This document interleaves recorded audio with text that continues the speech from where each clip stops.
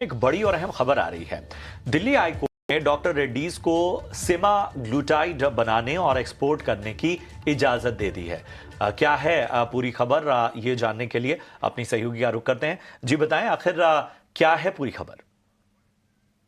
एक रोचक केस दिल्ली उच्च न्यायालय में फिलहाल चल रहा है। मंगलवार को हुई सुनवाई में दो कंपनियां सामने आई हैं, एक नोवो नॉर्डिस्क और दूसरी एक भारतीय कंपनी जिसका नाम डॉक्टर रेड्डीज लैब है। अब बात यह है कि नोवो नॉर्डिस्क ये कहता है कि सेमाग्लूटाइड नाम का जो इंग्रेडिएंट है, जो कि ओजेम्पिक बनाने में इस्तेमाल किया जाता है, उस पर सिर्फ उसी का अधिकार यानी पेटेंट है। हालांकि भारतीय कंपनी ये कहती है कि वो इस प्रोडक्ट को सिर्फ इम्पोर्ट करता है और उन देशों में बेचता है जहाँ पे ये पेटेंट रद्द है या फिर ये पेटेंट माननीय नहीं है। अभी फिलहाल कोर्ट ने ये फैसला नहीं किया है कि कौन सी कंपनी कहां पे क्या बेच सकती है, एक फाइनल डिसीजन आना बाकी है।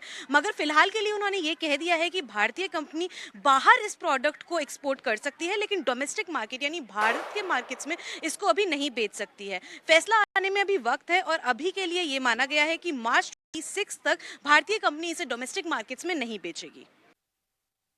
क्या करेंगे चारू आपका इस अहम जानकारी के लिए। और इस खबर की वजह से देखिए, डॉक्टर रेड्डीज लैब जो है वो यहाँ पर एक तेज़ी तो नज़र आ रही है, लेकिन जाहिर सी बात है कि जो वज़न घटाने के लिए ये जो तमाम दवाएं हैं, वो इंटरनेशनल मार्केट में तो इनका एक बड़ा अलग स्तर रहा है। अब देखते हैं कि यहाँ पर किस तरह का रिसेप्शन देखने को मिलता है। कुणाल हमारे साथ बने हुए हैं, हमारे सहयोगी, हमारे मार्केट एक्सपर्ट, माफ़ कीजिएगा, कुणाल चॉइस इक्विटी ब्रोकिंग से। कुणाल, बाजार पर राय देने से पहले चलिए जरा फार्मा सेक्टर को ही कवर करते हैं, डॉक्टर रेड्डीज से ही शुरुआत करते हैं।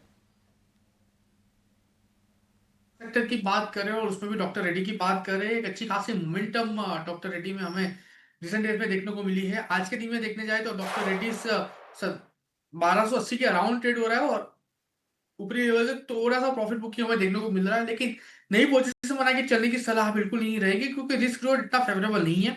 एक अच्छी बात यह है कि स्टॉक लगातार उसके 50 डेज एमए के ऊपर ट्रेड कर रहा है। आने वाले दिनों में 1300 या 1300 ब्रेक होता है तो 1325 तक के लेवल देखने को मिल सकते हैं।